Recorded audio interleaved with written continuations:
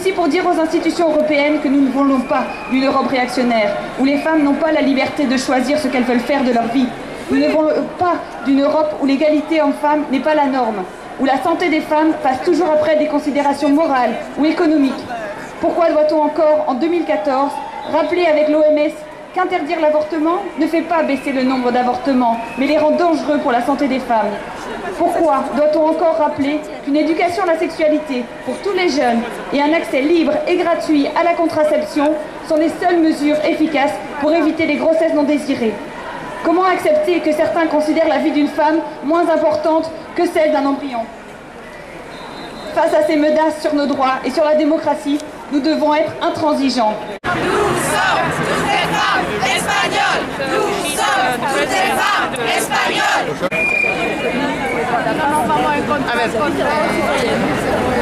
Donc voilà, pour moi ces combats se rejoignent. Vous ne devez pas afficher votre parti politique. Je suis la secrétaire générale du PSOE à Bruxelles et nous avons demandé le support de la société civile belge et des partis progressistes qui sont contre l'enlèvement d'un droit fondamental aux femmes espagnoles, mais qui est un problème pour toutes les femmes d'Europe. D'accord. Quand vous pensez qu'en fait si la loi va être votée en Espagne, ça risque d'arriver ici? Bien sûr, il y a un risque de contagion qu'on ne peut pas ignorer. On sait que M. Le Pen, par exemple, a appuyé la proposition de loi présentée par M. Rajoy. C'est vraiment pas prévu.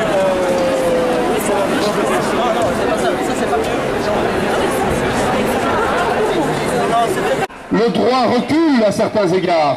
On ferme des hôpitaux. Une pression morale s'exerce sur les femmes qui n'ont d'autre choix que de choisir l'IVG. Mais pour la première fois dans une loi, la loi Gallardón en Espagne, un pays vient de faire marche arrière. Une marche arrière de 25, 30, 40 ans. Et ça, c'est grave. Retire su propuesta.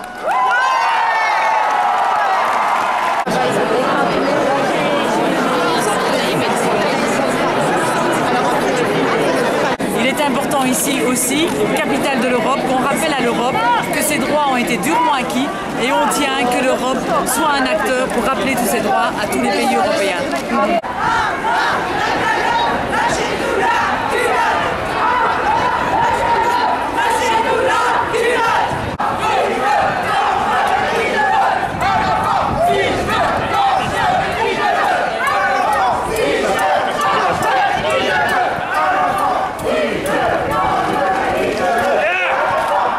Nos associations membres du lobby européen descendent dans la rue partout, en Estonie, en Croatie, en Italie, en France, en Suède, en Danemark, en Slovénie et ici en Belgique avec le Conseil des femmes et le Vrouwenraad. Nous manifestons partout et nous écrivons au gouvernement espagnol. Nous disons non au gouvernement espagnol. Et vous, que dites-vous? Non!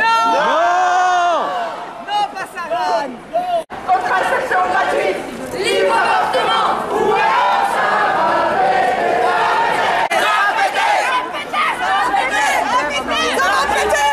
Si Marie avait connu l'avortement, on n'aurait pas tous ces emmerdements. Si Marie avait connu l'avortement, on n'aurait pas tous ces emmerdements. Il n'y a aucune femme qui avorte avec plaisir, mais qu'il faut faire confiance et que bon, ben, toutes les grossesses ne sont pas voulues, mais que bon, ben, voilà, il faut laisser le choix à la femme. L'avortement est un choix individuel qui doit être protégé par la loi. Voilà, il n'y a aucune femme n'avorte avec plaisir. C'est pas un moyen de contraception. Voilà, c'est ça, c'est qu'il y a eu un problème ou un viol ou n'importe quoi. Mais qu'est-ce que vous répondez aux gens qui disent que c'est un meurtre? Que l'être il est vivant encore dans le ventre et qu'au final, par facilité, on préfère avorter, mais au final, on tue quand même une vie. Oui, c'est vrai, mais on peut aussi tuer la femme parce que si jamais l'enfant est mal formé, ben, il faut quand même le faire avorter. Et donc, ou s'il y a un danger pour la femme, parce que parfois, on veut plutôt sauver le bébé que la femme, alors c'est un choix. La femme, une fois qu'elle aura avorté, elle peut encore avoir un enfant après, tandis que l'enfant, bon ben... Non, moi je crois que faut respecter le droit des femmes.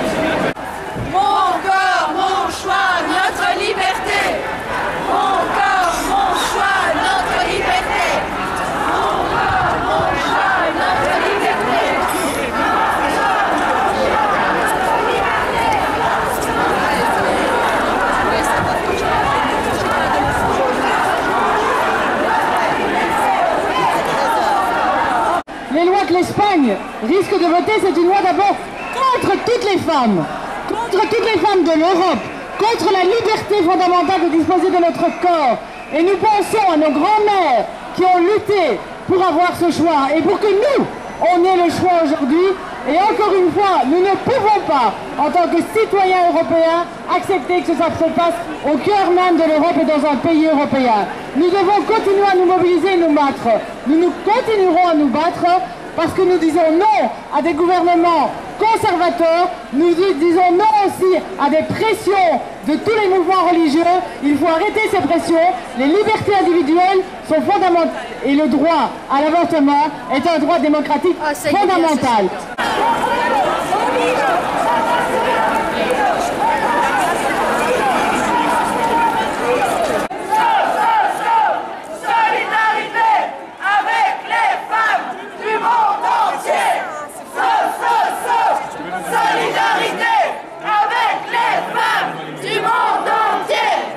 Moi, je crois personnellement qu'il faut protéger les droits à l'avortement.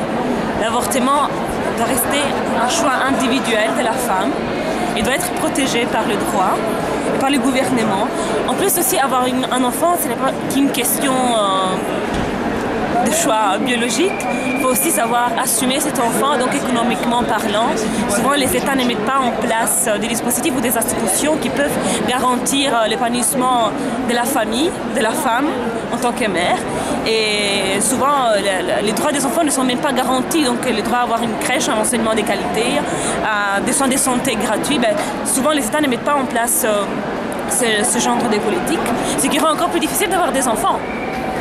Donc, mais la meilleure prévention, ce ne serait pas le préservatif? Je préfère le stérilet personnellement.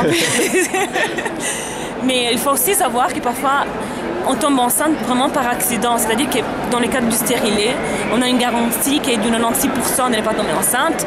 Donc parfois, tout en prenant des précautions, ça peut arriver de tomber enceinte et la femme doit garder ce droit de pouvoir choisir si garder ou pas son enfant.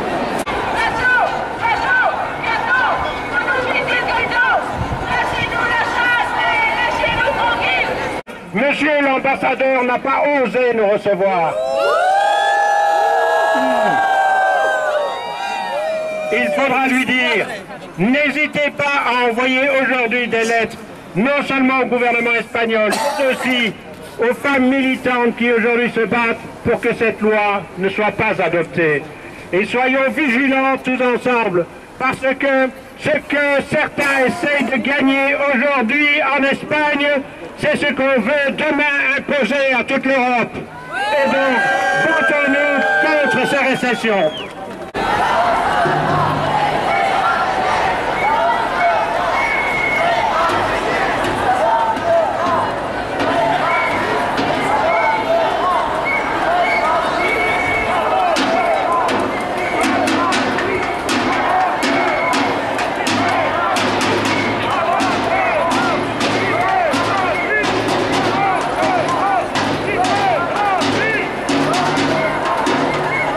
Lorsque les femmes se donnent la main, c'est l'humanité entière que nous faisons bouger.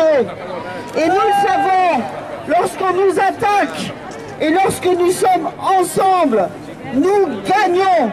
Et nous le disons à nos amis espagnols, le coup qu'on vous fait, c'est un coup qu'on nous fait à nous toutes. Et ce qu'ils ne savent pas, ce qu'ils ne voient pas, c'est qu'en attaquant le droit des femmes, ils attaquent la démocratie, ils attaquent les fondements même de ce qui fait l'Europe. Et nous ne les laisserons pas faire. Nous sommes à vos côtés pour que cette loi ne voie jamais le jour.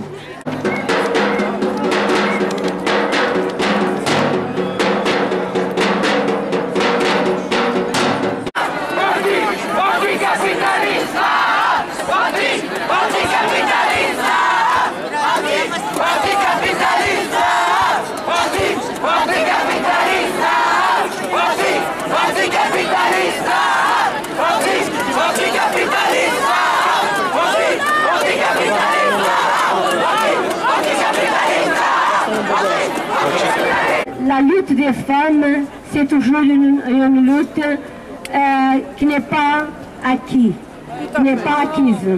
Parce que les mouvements, les forces conservatrices sont toujours organisés et en lutte contre les droits des femmes. Ainsi Marie avait connu l'avortement, on n'aurait pas tous ces emmerdements. On se dirige de plus en plus vers des attaques contre des droits démocratiques, des droits sociaux que tout le monde pensait acquis, dans un contexte d'une austérité sauvage, d'attaques budgétaires importantes contre le secteur public, contre les salaires, contre les pensions, les allocations de chômage.